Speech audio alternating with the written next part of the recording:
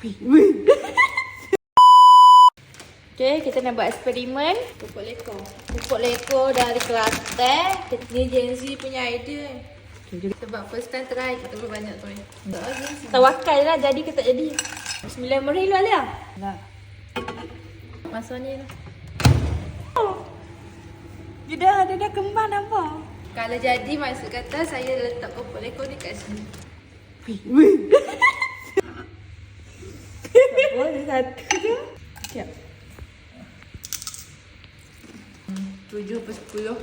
Masalah hari kalau kita buka pintu ni bahaya ke? Tak ada akal. Akal dia putui. Kedua untuk Gen Z. Jadi. Yang kena try weh kan mak? Tak, minta saya. Kena. Okey. Ambil. Ikan.